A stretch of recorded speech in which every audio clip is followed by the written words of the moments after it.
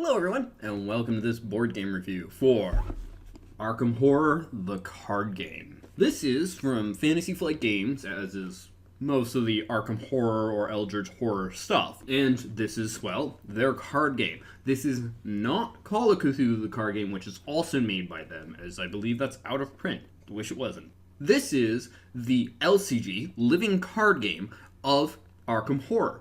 Same thematic stuff and everything, and as per all of their Arkham Horror or Arkham Files, I believe is what the term is that they use, games, uses the same characters. In fact, as a quick heads up, if you have Mansions of Madness, first and or second edition, you can use miniatures from that as the same characters in many cases, although not all the characters have been put out yet in Mansions that are in this, and vice versa.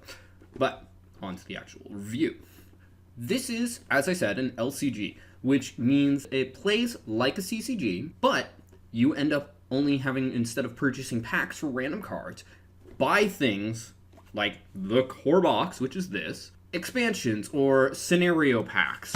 The various things function as expansions end up a good starting point to a new story arc, and the scenario packs add on to that, or standalones that can be thrown into the middle of a story in between missions. So there's no vying for specific cards, trying to buy them off the market or anything. The only thing is, with most of Fantasy Flight's LCGs, you are recommended to buy more than one core copy of the game.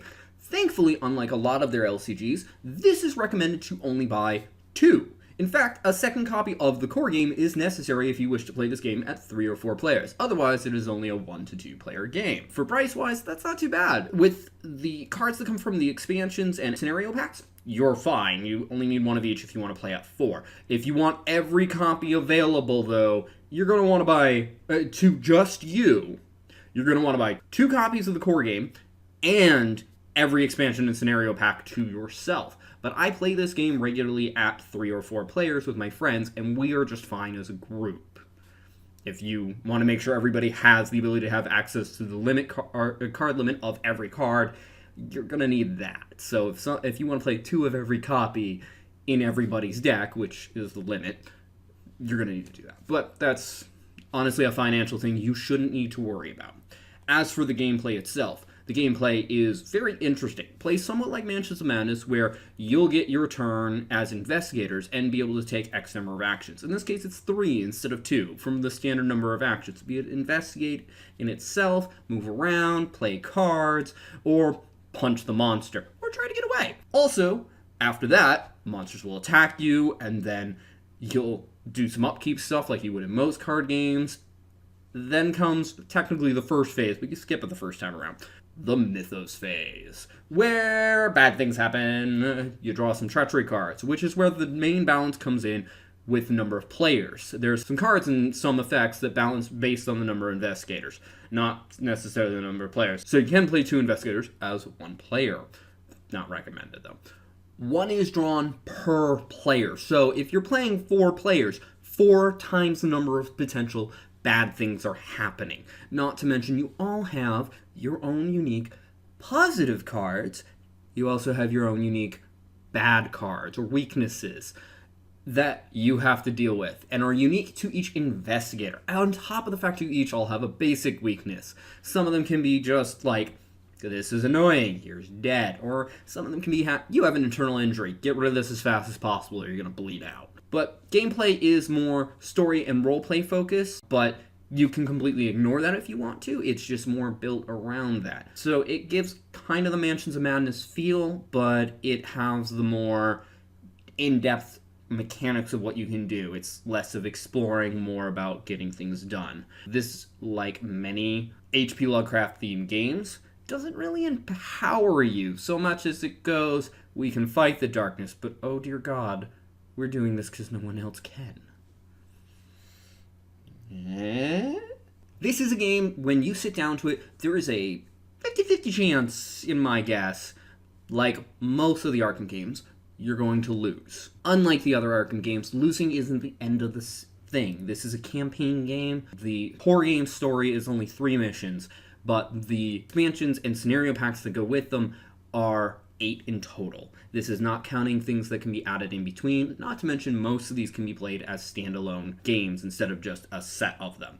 If you lose, or I should say lose, you really just get the bad result. Rarely ever does it result in campaign ends here, you're all horribly dead. If you're damaged or driven crazy during the mission, you get a trauma, be it a physical trauma or a mental trauma, just meaning you start with a damage or a horror to begin with. Horror being mental damage of each scenario, and I haven't seen a way yet to remove those, but but you can still then heal the damage if you find ways to heal or have them. So it's not like, oh god, I am lowered my cap. If you reach trauma equal to your actual health or sanity, then you're dead.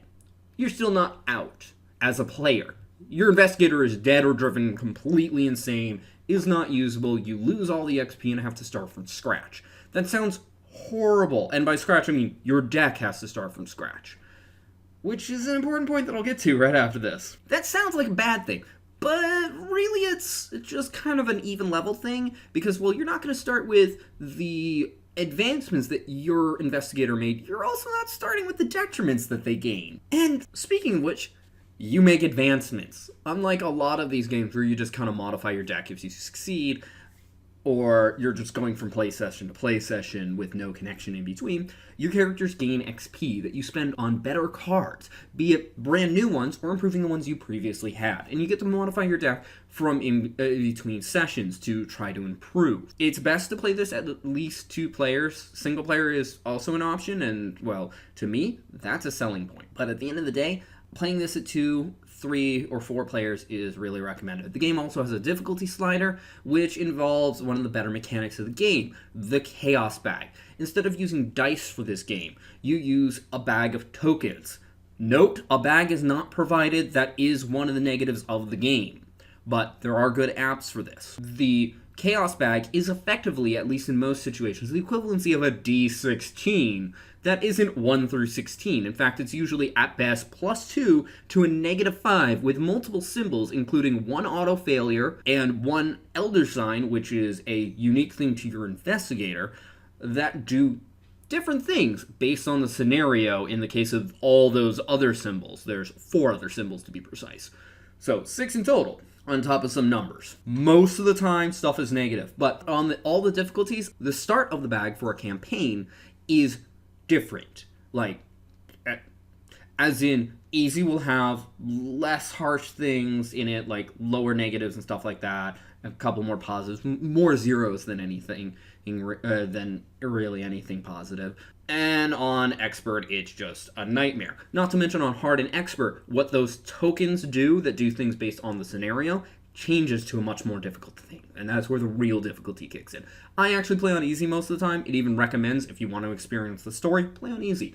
And honestly, play this game for the story, unless you really like card games. At the end of the day, I have to recommend this game heavily, even if you just want to buy 1 copy of the core game and experience just the story of the simple base thing and try it out. If you get into this, a little bit of a warning, LCGs get kind of costly. They're like buying one game that has a lot of expansions. As of this, the game currently has 3 expansions and a sort of expansion that's an improvement on the Night of the Zealot, which is the scenario of the core campaign. And then 2 of those expansions have their 6 scenario packs for each of them, and the 3rd one already has 3 scenario packs out with, as the other 2, 3 more to make it 6 to go. Currently totaling at, assuming you want to buy a 2nd copy of the core game, 21 individual pieces, all costing at least $15, or at least in the US. Don't know about your regional equivalency. Not counting the packs that are from Arkham Knights, FFG's Arkham Files, Convention, which are released there as part of their goodie bag. They're not any more expensive than the individual scenario packs, and these are usually the ones you can fit in between. Regardless, it can be a lot. I recommend that unless you really want to get access to all the player cards, which the scenario packs do add sets of player cards, just start with the core game, try it out, then get one of the expansions, any of them, and then get scenario packs as you go. If you want to be like me and my friend were, because we really enjoyed the game, just dive in and get everything. At the time of that, it was all 3 expansions, the 2 sets of scenario packs for the first 2, and none of them went out for the 3rd expansion, and the Return to the Night of the Zealot wasn't out either. Regardless, if you love Arkham for its story, its kind of theme, and everything, I recommend this. This game has a lot of replay value because each scenario has a different potential ending. I've seen up to 4 endings for a scenario. Some good, some bad, some we lived. Usually a scenario doesn't end until the very end, and to my knowledge there's very few sudden death mechanics in the game where an investigator suddenly dies. And even if that happens, again, you just replace your investigator. I've grown on a lot about this, but again, I cannot recommend this game enough.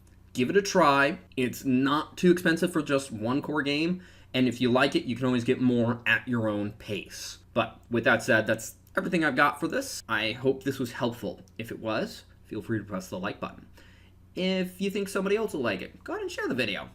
If you didn't like it, go ahead and press the dislike button. I won't mind, but please leave a constructive comment as to why. Also, if you want to comment in general, such as asking my opinion on the expansions or other things of that matter that I have played so far, I actually haven't played a lot of them, or if you want me to do overviews of this game, like I've done with Dark Souls and Kingdom Death Monster, that would be where you ask. And if you want to see more like this, be it my board game reviews, my unboxing videos, or my board game overview videos, and anything else that I might do in this channel, please subscribe. Regardless, thank you for watching and have a wonderful day. Bye-bye.